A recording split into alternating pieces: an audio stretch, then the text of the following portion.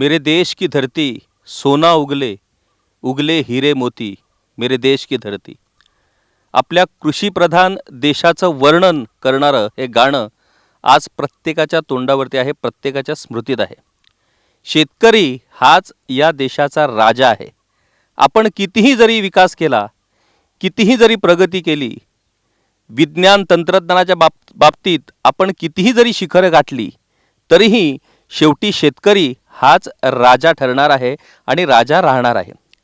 आपल्या देशात आज अनेक वैज्ञानिक, शास्त्रज्ञ, अभियंते, डॉक्टर, तंत्रज्ञ, वेगवेगळ्या क्षेत्रात वेगवेगळे लोक आज आपल्या देशात क्रांती करताना किंवा उंच शिखरे गाठताना आपल्याला दिसत आहेत. परंतु हा सगळा विकास किंवा ही सगळी प्रगती ही जेव्हा शेतकरी वाचेल किंवा शेतकरी टिकेल तरच त्याला अर्थ आहे. कॉन्क्रीट, सिमेंटचा कितीही विकास केला आणि आपण प्रगतीचे किंवा विकासाची शेखी मिरवली तरी होणार नाही. कारण माणसाला शेवटी जगण्यासाठी अन्न लागतं आणि हे अन्न पिकवणारा जो माणूस आहे तोच शेतकरी आहे. अलीकडेच गोवा सरकारने सद्गुरू जग्गी वासुदेव यांच्या ईशा फाउंडेशन या संस्थेकडे सेव्ह सॉइल म्हणजे माती वाचवा अशा पद्धतीच्या अभियानाचा एक करार केलेला आहे. खूप चांगली गोष्ट आहे आणि गोव्याच्या दृष्टीनं ही खूप सकारात्मक गोष्ट आहे असं म्हणावं लागेल. आता प्रत्यक्षात हे अभियान कितपत यशस्वी ठरतं हा प्रश्न निराळा, परंतु काही का असेना सरकारने याबाबतीत एक पाऊल उचललेलं आहे, याचं आम्ही स्वागत करायलाच हवे. जोपर्यंत ही माती वाचणार नाही, जोपर्यंत आपण या मातीचं संरक्षण करणार नाही, तोपर्यंत आपल्या विकासाला, आपल्या प्रगतीला काहीच अर्थ राहणार नाही. एक गोष्ट आपण लक्षात घेतली पाहिजे, माणसाला जगण्यासाठी काय गरजेचं असतं? माणसाला जगण्यासाठी लागतं ऑक्सिजन म्हणजेच प्राणवायू, दुसरी गोष्ट पाणी, जल, तिसरी गोष्ट अन्न. आता वस्त्र, निवारा ह्या गोष्टी आल्याच. कोविड जेव्हा महामारी आली देशात, त्या महामारीने अनेक गोष्टी आपल्याला शिकवल्या. कशा पद्धतीनं ऑक्सिजनसाठी लोकांची धावपळ सुरू होती. हातात, बँक खात्यात पैसे असूनही जगण्यासाठीचं ऑक्सिजन मिळत नव्हतं. तर हे ऑक्सिजन टिकवण्यासाठी किंवा आपल्या भावी पिढीसाठी हे ऑक्सिजन असणार की नाही याची खरोखरच आम्ही चिंता करतो की नाही. जे जल, पाणी जगण्यासाठी आवश्यक आहे, ते पाणी आपल्या भावी पिढीसाठी मिळणार की नाही याचा कधी आपण विचार केलाय की काय?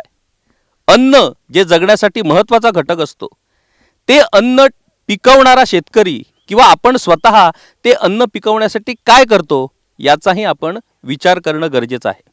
त्यामुळे या देशात सर्वश्रेष्ठ जर कुठली गोष्ट असेल किंवा कुठली व्यक्ती असेल, जी व्यक्ती हा आपला तारणहार आहे, ती व्यक्ती म्हणजे शेतकरी. आणि या शेतकऱ्याचा आदर, या शेतकऱ्याची प्रतिष्ठा, या शेतकऱ्याचं महत्त्व जोपर्यंत आम्ही जपणार नाही, तोपर्यंत आपल्या स्वप्नातल्या त्या भावी विकासाला किंवा भावी विश्वाला काही एक अर्थ राहत नाही. आपण नेहमीच म्हणत असतो की युवा पिढी ही शेतीपासून खूप दूर पळत आहे. जी सुशिक्षित युवा पिढी आहे ती शेती करायला बघत नाही. सरकार शेतकऱ्यांना, युवकांना अनेक धडे किंवा अनेक गोष्टी सांगत असते की लोक शेती करत नाहीत, मग आम्ही काय करायचं? लोक शेतीपासून दूर जात आहेत, आमच्याकडे अनेक योजना आहेत, परंतु लोक त्याचा लाभ घेत नाही आहेत. अलीकडे तर जलस्रोत मंत्री सुभाष शिरोडकर यांनी कहरच केला. त्यांनी असं म्हटलंय की जर लागवडीखालील शेती जर लोक करत नसतील तर ती शेती सरकार परत आपल्या ताब्यात घेईल. आता सुभाष शिरोडकर हे बहुजन समाजाचे नेते आहेत, सरकारातील ज्येष्ठ नेते आहेत, भंडारी समाजाचे नेते आहेत. या नेत्याला खऱ्या अर्थाने लोक शेती का करत नाहीत, जमिनीच्या मालकीचे विषय कसे प्रलंबित आहेत, लोक शेती करतायत परंतु ही शेती त्यांच्या नावावरती नाहीत, हे विषय त्यांना माहीत नसणं हे आपलं बहुजन समाजाचं आणि विशेष करून त्या भंडारी समाजाचं दुर्दैवच म्हणावं लागणार आहे. सुभाष शिरोडकर सारख्या एका ज्येष्ठ राजकीय नेत्याकडनं अशा पद्धतीचं वक्तव्य केलं जाणं हे खरं म्हणजे निषेधार्ह आहे. खरं म्हणजे त्यांनी पुढाकार घेऊन आज सरकारात ते मंत्री आहेत, कशा पद्धतीनं आपल्या लोकांना त्यांचे जमिनीचे अधिकार मिळतील, कशा पद्धतीनं कुळाना मुणकारांना त्यांचे अधिकार मिळतील आणि कशा पद्धतीनं हक्कानं हे लोक आपल्या जमिनी कसवतील या बाबतीत त्यांनी पुढाकार घेणं अपेक्षित होतं. परंतु दुर्दैवाची गोष्ट की सत्तेत आल्यानंतर या गोष्टींची या नेत्यांची मती भ्रष्ट होते, या नेत्यांचे विचार भ्रष्ट होतात आणि ते एका वेगळ्याच विश्वात जगत असतात आणि त्या विश्वात त्यांचे विचार आणि सर्वसामान्यांचे विचार याच्यात जमीन आसमानाचा फरक येतो. आता हे सगळं सांगण्याचं तात्पर्य एवढंच की मी आज पेडणे तालुक्यातील हसापूर या गावात आलेलो आहे आणि या हसापूर या गावात आम्ही अशा एका युवा शेतकऱ्याशी बोलणार आहोत, जो युवा शेतकरी सुशिक्षित आहे, बँकेमध्ये नोकरीला आहे, परंतु आपल्या पूर्वजांची जमीन सांभाळून ठेवणं आणि ही जमीन कशा पद्धतीनं लागवडीखाली आणणं याच्यासाठी त्यांनी आपलं सर्वस्व पणाला लावलेलं आहे. खरं म्हणजे या हसापूर गावात अगदी अडगळीत अशा पद्धतीच्या ठिकाणी आम्ही आलेलो आहोत. इथे फक्त त्यांचं एकट्याचंच घर आहे, आजूबाजूला बाकीची घरं आहेत, परंतु इथे कुठल्याही पद्धतीची वस्ती नाही. मुख्य रस्त्यापासून जवळजवळ 8 किलोमीटर आत असा हा भाग आहे. आमच्या सोबत आहेत गोवा सरकारच्या कृषी खात्यातर्फे दिल्या जाणाऱ्या राज्य कृषी पुरस्कारात ऑर्गॅनिक फार्मिंगसाठी ज्याला विशेष पुरस्कार मिळाला, तो पुरस्कार मिळालेले दिलीप नारुलकर माझ्यासोबत आहेत. आणि दिलीप या ठिकाणी ज्या पद्धतीनं कष्ट करतोय, ज्या पद्धतीनं आपली पूर्वजांची जमीन त्यांनी राखून ठेवलेली आहे आणि या जमिनीसमोर वेगवेगळे प्रयोग करून आज दिलीप आपण स्वतः शेतकरी आहे हे अभिमानानं सांगतो, ही खरोखरच खूप कौतुकास्पद अशा पद्धतीची गोष्ट आहे.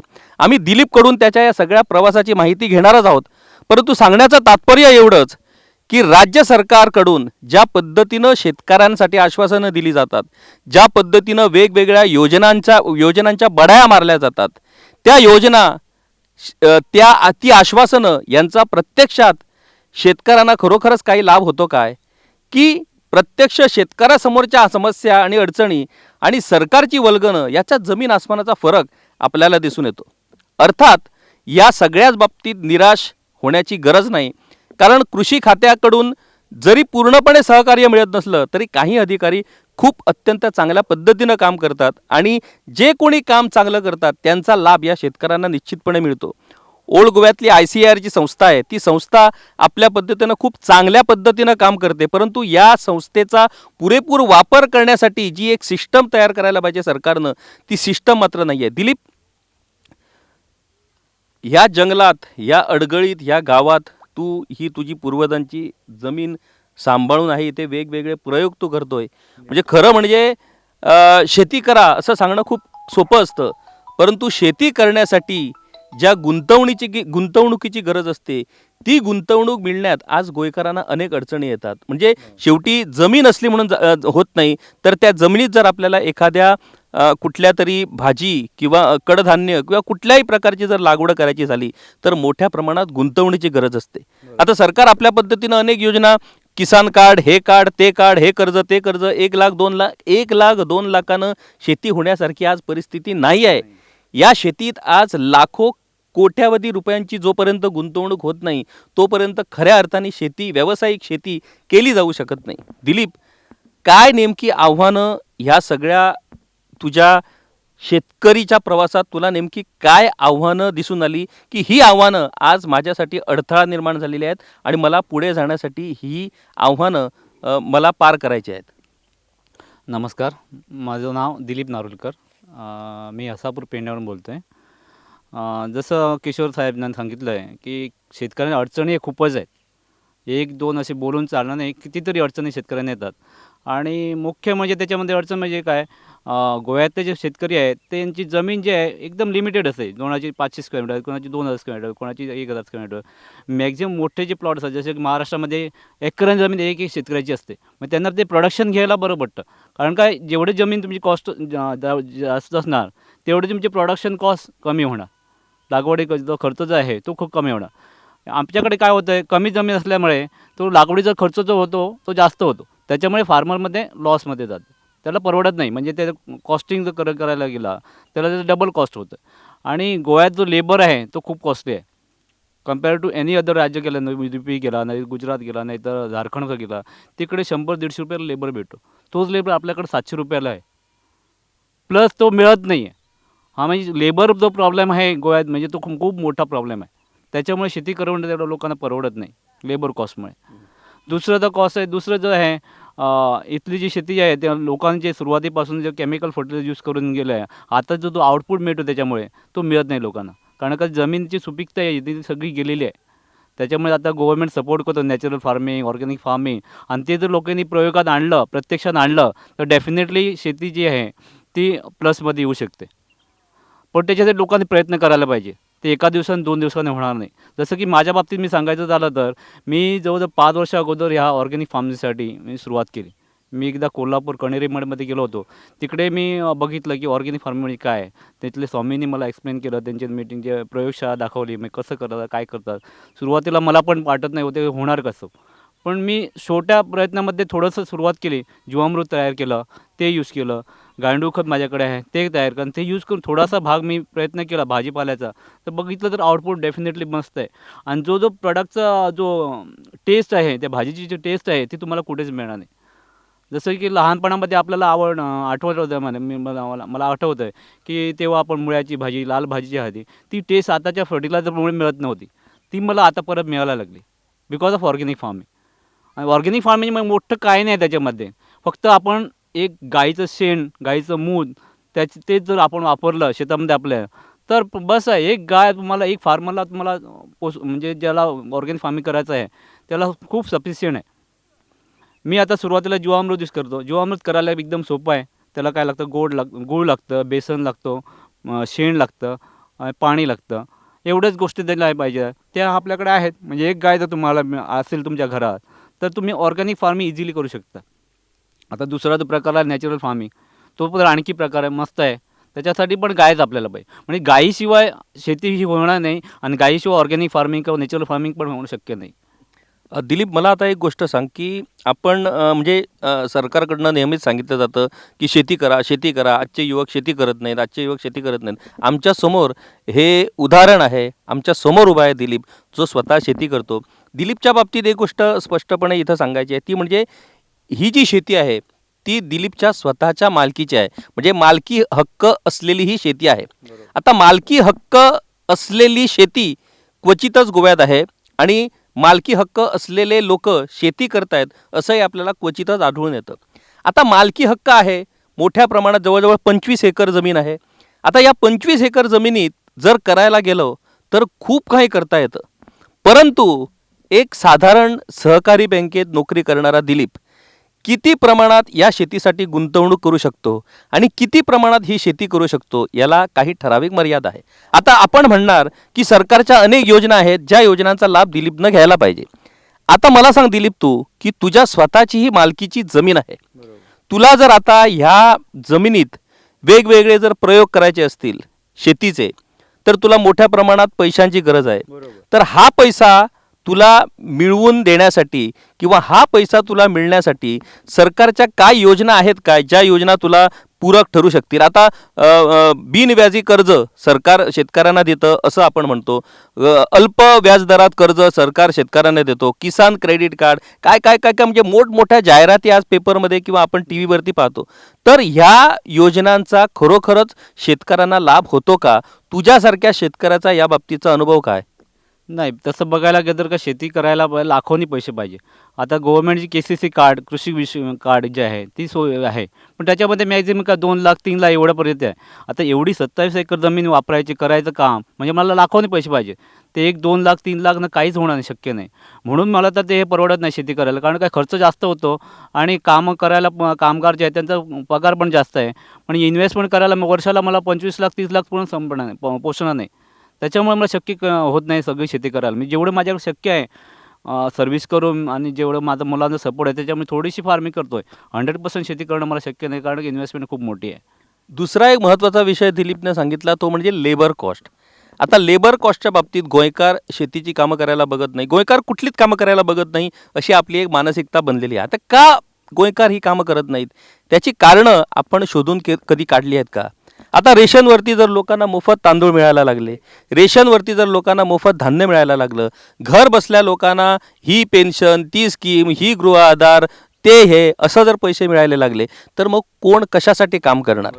त्यामुळे ह्या सगळ्या योजना आज कृषी उत्पन्नासाठी आज घातक ठरू लागलेल्या आहेत. म्हणजे गावात आज लोक आहेत, जसं दिलीप सांगतो की त्यांनी खूप प्रयत्न केले की स्थानिकांना रोजगार मिळवून देण्यासाठी, परंतु आज शोधूनही त्यांना स्थानिक मिळत नाही आहे. त्यांना कुठेतरी परराज्यातून इथे कामगार आणून आपली शेतीची कामं करावी लागत आहेत. ही जर परिस्थिती अशीच राहिली तर मग गोव्यातली शेती खरोखरच टिकून राहणार काय? आपण किती जरी बाता मारल्या तरी या शेतीत काम करण्यासाठी माणूस पाहिजे, आणि तो माणूस जोपर्यंत आपल्याकडे असणार नाही तोपर्यंत ही शेती चालू शकत नाही.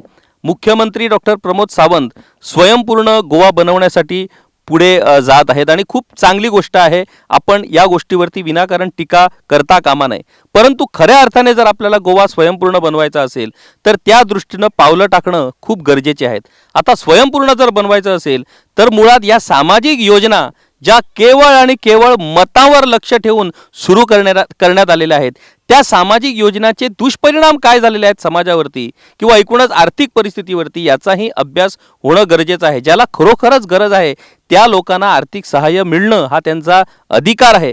परंतु विनाकारण घरात बसून जर अशा पद्धतीनं सामाजिक योजना मिळाल्या आणि त्याचा आउटकम जर शून्यात निघाला तर मग आपण स्वतःहून आपल्याच राज्यातल्या नागरिकांना बिनकामी नागरिक असं बनवतो की काय, अशी परिस्थिती आहे.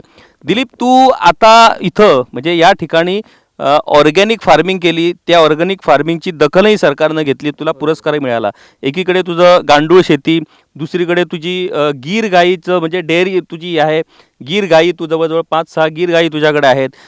शेणापासून तू खत निर्माण करतो, त्याच्यानंतर इथं जीवामृत तू तयार करतो, इथं भाजी म्हणजे भेंडी याचं मोठ्या प्रमाणात तू उत्पन्न घेतो. दुसरी गोष्ट तुझ्या बाकीचा आता तू मासे उत्पादनाचाही प्रयोग करण्यासाठी तू पुढे आलेला आहे. काय नेमका हा मासे उत्पादनासंबंधीचा नेमका प्रोजेक्ट काय आहे आणि कशा पद्धतीनं तो केला जातो? मासे उत्पादनासाठी माझ्याकडे पाण्याची सोय आहे. माझं तळं आहे, जवळजवळ 2700 स्क्वेअर मीटरचं तळं आहे. म्हणजे एवढी एरिया मासे पोसण्यासाठी खूप आहे. मी आता त्याच्यावर स्टडी चालू आहे माझे. मी नवीन जे फार्म्स आहेत फिश फार्मिंग, त्यांना व्हिजिट देतो. आज पण मी शाळामध्ये जे आमचं अवॉर्ड मिळाला होता, कृषी अवॉर्ड, मॅडम आहे शाळामध्ये, त्यांचं फार्म आहे फिश फार्म, त्यांच्या फार्मसाठी व्हिजिट करायला गेलो होतो, म्हणजे स्टडी करायला. असं मी आणखी 1-2 फार्माला पण व्हिजिट केले.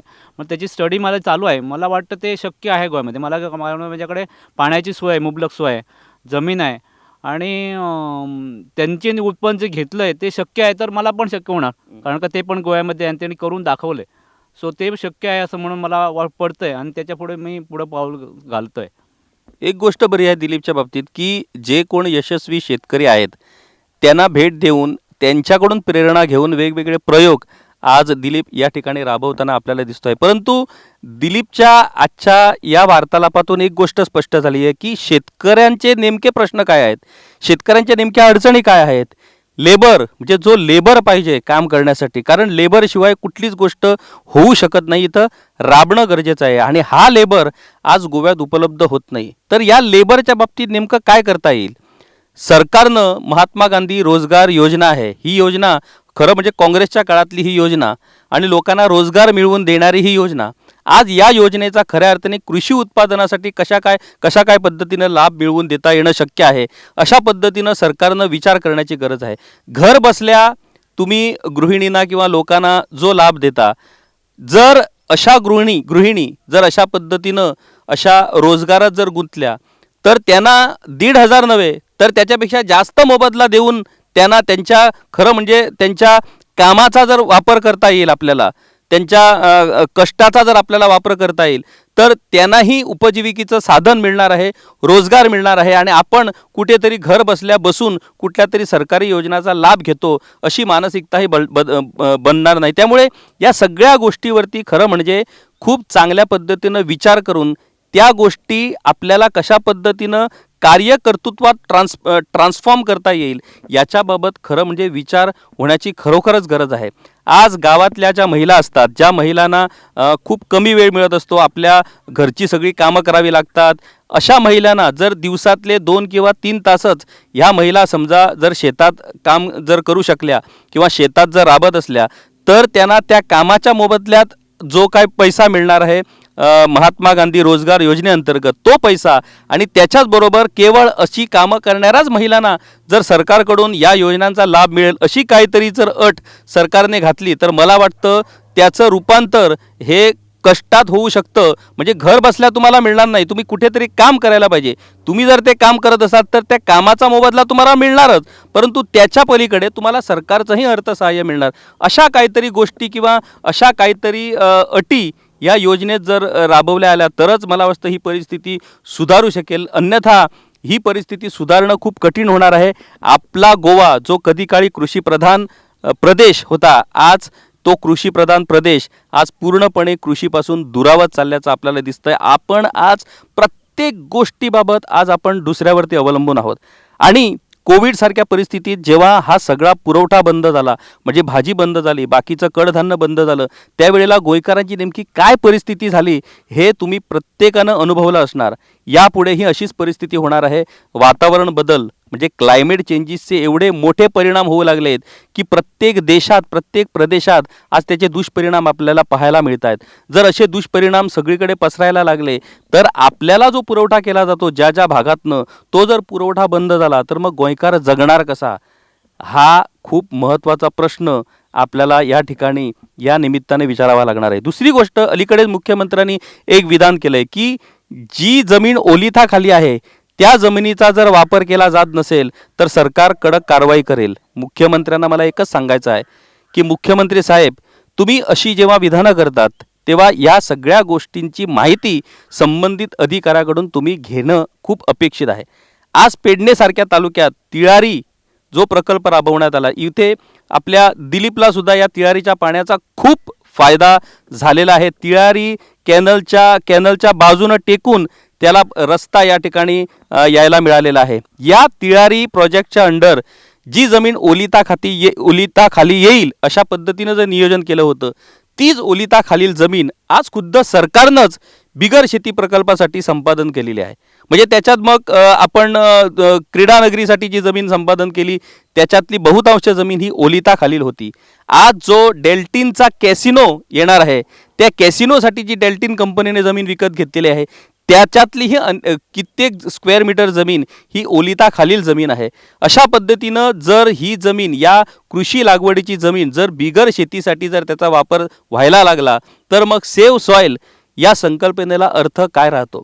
आज मोपा विमानतळासाठी 1 कोटी स्क्वेअर मीटर जमीन सरकारनं ताब्यात घेतलेली आहे. या 1 कोटी स्क्वेअर मीटर जमीनमध्ये जे शेतकरी वेगवेगळी उत्पादनं घेत होते, मग त्याच्यात काजू असेल, भात शेती असेल, फणस असेल, आंबा असेल, वेगवेगळी लागवड ते करत होते.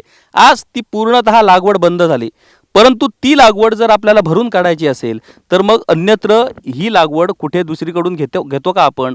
याचाही आपण विचार करणं गरजेचं आहे. आज ज्या पद्धतीनं आपली बुद्धी आपण गहाण ठेवून ज्या पद्धतीनं आपल्या योजना किंवा आपली धोरणे आखत आहोत, ते जर असंच पुढे चालू राहिलं तर एक दिवस गोवेकरांकडे सगळं काही असणार, त्यांच्याकडे पैसा असणार, बंगले असणार, गाडी असणार, कपडे असणार, सगळं काही असणार, परंतु जगण्यासाठी आवश्यक त्यांच्याकडे अन्न नसणार, जगण्यासाठी आवश्यक त्यांच्याकडे शुद्ध पाणी नसणार आणि जगण्यासाठी आवश्यक ऑक्सिजनही नसणार. ही जर परिस्थिती आली तर बघ आमचा विकास किंवा आमचं जे स्वप्न आहे विकासाचं, त्या विकासाला काय अर्थ राहतो? दिलीप, 5 वर्ष झाली तू आता कष्ट करतोय, तुझ्या मनात अशी भावना येते काय की नाही हे खूप झालं, हे आता माझ्याकडे होऊ शकत नाही, जर असंच मी शेती जर करत राहिलो तर कदाचित उद्या मी कर्जबाजारी होणार आणि माझ्या मुलांनाही मी अडचणीत टाकणार, त्यापेक्षा ही जमीन विकलेली बरी किंवा त्यापेक्षा इथून पळालेलं बरं, अशी भावना तुझ्या मनात येते काय कधी? नाही, त्रास मला खूप सहन करावा लागला. गेली कित्येक वर्ष मी लहानपण म्हणजे मुलं जे आहेत इथून जवळजवळ 5 ते 10 किलोमीटर डेली अपडाऊन मी चालत जायची. एवढा त्रास सहन करून मी हे सांभाळले, कारण मला माहीत आहे एकदा जमीन तुमच्या हातामधनं गेली ती परत घेणं मला शक्य नाही. ही वडिलोपार्जित जमीन आहे, मला माझ्या वडिलांनी दिलेली आहे, ती एकदा जर विकली मी, काय माणूस काय करतो, एकदा पैसे मिळाले काय गाडी घ्या, बंगला घ्या, त्याच्यामध्येच गुंतवतो आणि नंतर त्याच्याकडे कशावटी काय ते.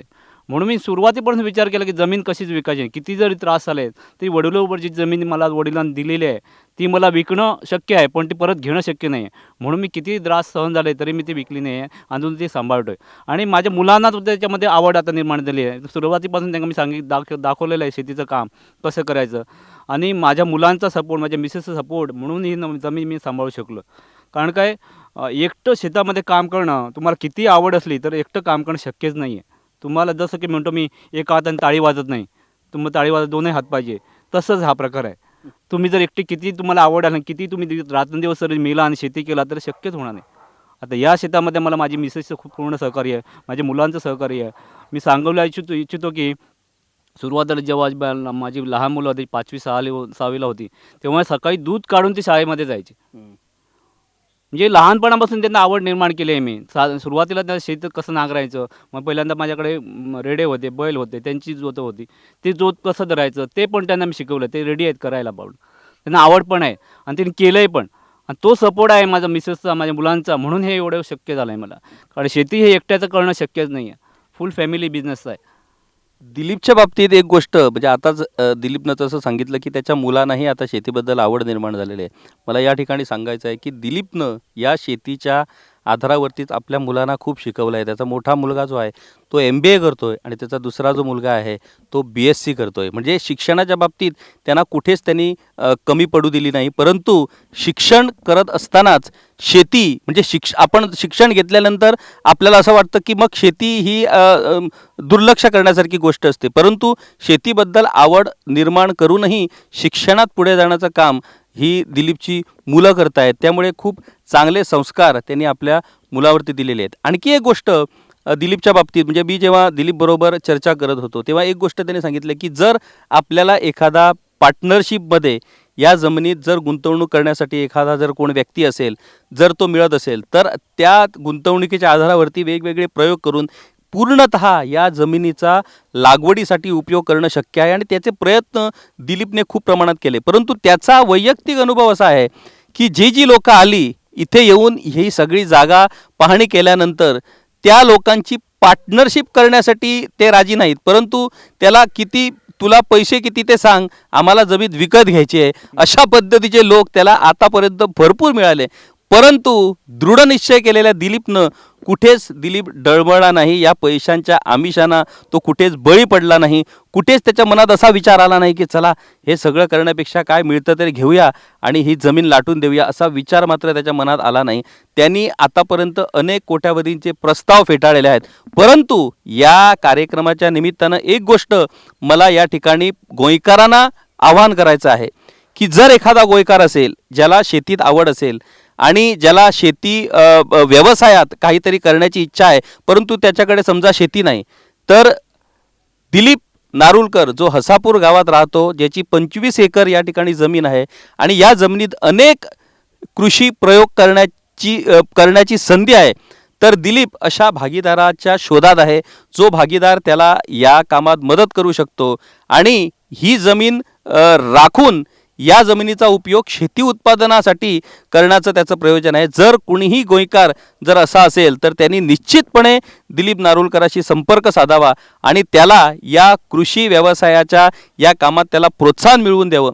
अर्थात आर्थिक भागीदारी म्हटल्यानंतर त्याच्यात नफा तोटा हा आलाच, हा व्यवसायाचा विषय आहे. परंतु व्यावसायिक दृष्टिकोनातूनच जर कुणी इच्छुक असेल तर त्यांनी निश्चितपणे दिलीप नारुलकराकडे संपर्क साधून या कामात त्याला मदत करावी, जेणेकरून खऱ्या अर्थानं त्याच्या या जमिनीचा वापर होऊ शकेल, ही जमीन कृषी लागवडीखाली येऊ शकेल आणि जो सरकारचा जो प्रयत्न आहे स्वयंपूर्ण गोवा, त्या प्रयत्नांनाही त्याच्यातनं बळकटी मिळू शकेल.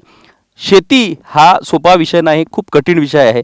बोलायला खूप सोपा आहे. दुर्दैवानं शेती या खात्याकडे जसं TCP किंवा अन्न खात्याकडे पाहिलं जातं तसं मात्र शेती खात्याकडे कधीच बघितलं जात नाहीत. कधीतरी पर्रीकर म्हणत होते की मला शेतीत उतरायची खूप इच्छा आहे, ते मात्र शेतीत उतरू शकले नाहीत.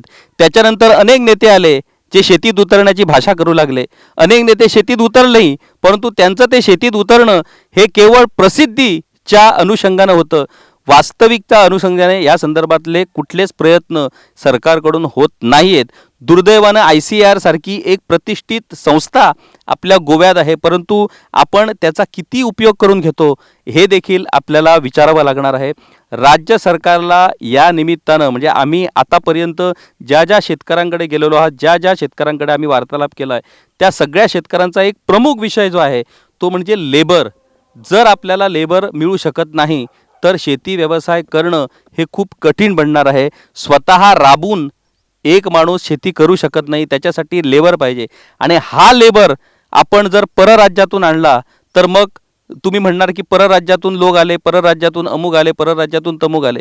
परंतु या लेबर किंवा या शेती कामासाठी जर आपण स्थानिक लोकांना प्रोत्साहित केले आणि त्याच्या बदल्यात त्यांना योग्य जर मोबदला, एक बरोबर गोष्ट आहे की बाकीच्या राज्यात म्हणजे बिहार, उत्तर प्रदेश सारख्या राज्यात 150-200 रुपये तुम्ही रोजंदारीवरती काम करू शकता, परंतु गोव्यात ते शक्यच नाही. कारण गोव्यात जो खर्च आहे, रोजचा जो खर्च आहे तो इतका आहे की 150-200 रुपयात तुम्ही काहीच करू शकणार नाही. अशा पद्धतीनं तो रोजचा खर्च जर स्थानिक किंवा लोकल लेबर म्हणजे लोकल स्थानिक पातळीवरती जे लोक काम करणार त्यानं जर तेवढ्या प्रमाणात जर मोबदला जर मिळत असेल तर निश्चितपणे सरकारनं त्यासाठी प्रयत्न करणं गरजेचं आहे आणि तशा पद्धतीनं धोरणं किंवा योजना आखण्याची गरज आहे. आज जर शेतात काम करून जर एखाद्या स्थानिक कामगाराला जर 500-600 रुपये जर मिळू लागले तर निश्चितपणे काही का असेना काही लोक निश्चितपणे काम करायला पुढे येतील याचा आम्हाला पूर्णपणे विश्वास आहे. आणि त्या अनुषंगाने सरकारी अधिकाऱ्यांनी आणि मंत्र्यांनी निश्चितपणे विचार करण्याची गरज आहे. दिलीप, आज तुझ्या या शेतात येऊन खरं म्हणजे आमचं मन तृप्त झालं. कुणीतरी गोव्यात ज्याची निराशाची परिस्थिती होती की गोयकार शेती करायला बघत नाही, गोयकारांचं शेतीकडे लक्ष नाही, परंतु इथे आल्यानंतर या हसापूर गावात या अडगळीच्या ठिकाणी म्हणजे ज्या ठिकाणी गाव वस्ती नाही आहे, एकच दिलीपचं घर आहे आणि आजूबाजूला धनगर समाजाची घरं आहेत.